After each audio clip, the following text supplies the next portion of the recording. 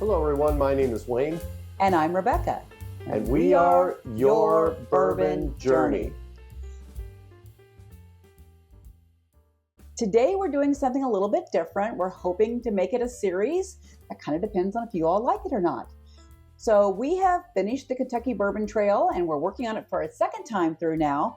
And we've also visited other distilleries. We were talking about, wouldn't it be fun to share our first visit experiences with everyone?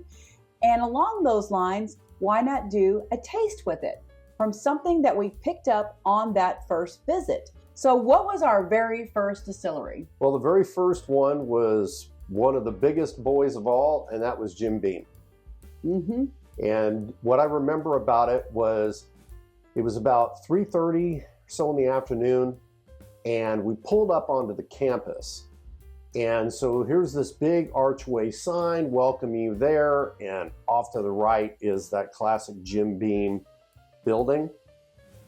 As we pull onto the campus, we're driving down the hill, the very first thing I remember, and I will remember the rest of my life, is I immediately smelled mash. And that was the first time I'd ever smelled mash. It was an unbelievable smell and an unbelievable memory. It was all over the campus, down the hill, going up to the building.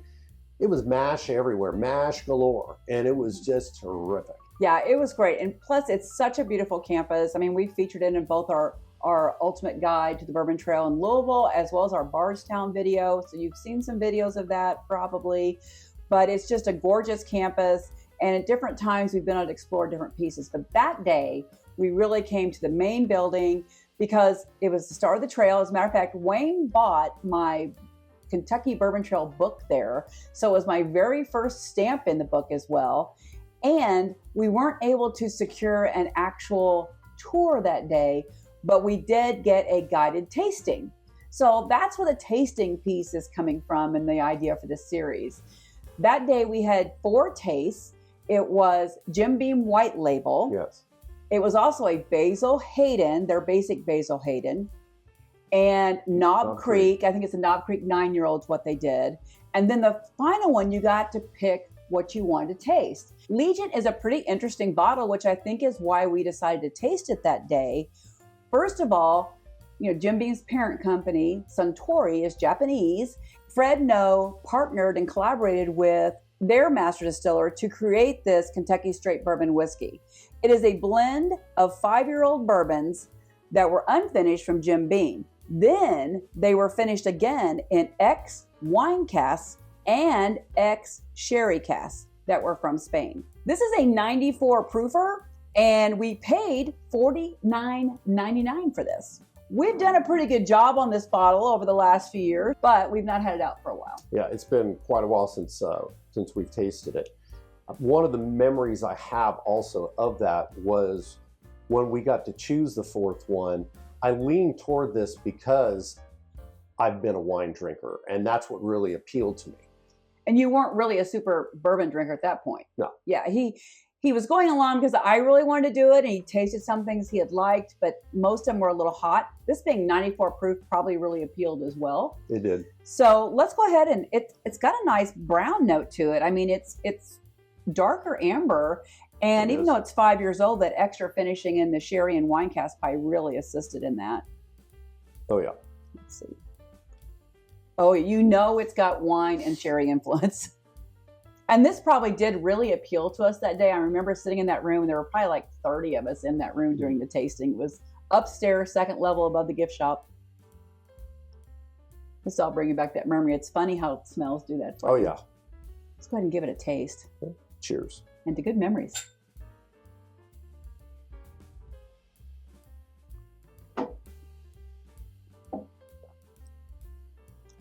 That's like super easy to sip. Maybe we don't get it out because we might just end up finishing the bottle. Well, the thing about it now, after drinking Beam for a while, is I can pick up peanuts. I did not pick up the peanut note at that point when we first tried it. Wouldn't have thought about it. I was still trying to process what in the world are we drinking. But I did pick up the wine aspect of it, which is what appealed to me over Booker's back then. Direct. But anyway, I mean, I agree. So I do get that. You can tell it is a base Beam product. Uh-huh. But you are definitely getting the grape notes, the sherry notes on this. You can tell that it's been finished with that because of the sweet notes that are coming through.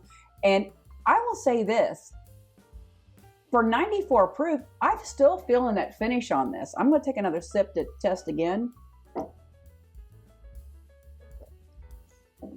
But it's got a really nice finish that those sweet notes carry through, which sometimes doesn't happen in the finish. I'm getting some really nice oak notes. Mm-hmm. And so you know it's been in the barrel for a while. And it also has that sweetness and a little bit of like some light white pepper I'm feeling. I don't know, what spice are you getting? I don't know. You took all I was thinking about. No, seriously. I got a lot of baking spices on it. Of course, the wine, once again, that is kind of coming through. The barrel as well. And I would have to agree, pepper, to me, it's more of a white pepper. Once again, somebody that has always liked pepper, back then, I did not process this. My process, I remember at that time, was I was picking up wine. To me, it seemed very hot. But it was good enough that day to go ahead and say, you know, I really want this bottle.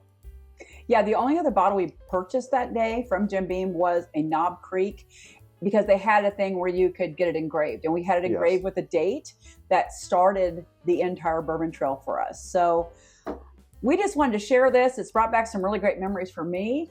And if you've not been to Jim Beam, you need to go back. We've been back a lot. I think we've been there 9 times, sometimes just to visit the gift shop, but we've done numerous dinners there, which are fantastic. We finally got a tour there like a year later. And then we did another tour as part of a mint julep experience. Mm-hmm. And probably the coup de grace for us was this last fall, where we went to the Bourbon Icons dinner that was actually at Fred No's home. So we're big Beam fans, and you can see behind us, we have a few Beam bottles. It started with this one here.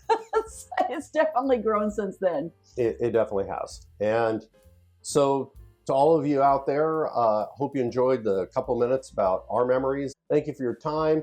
If you like this, please hit the subscribe. Cheers. Cheers.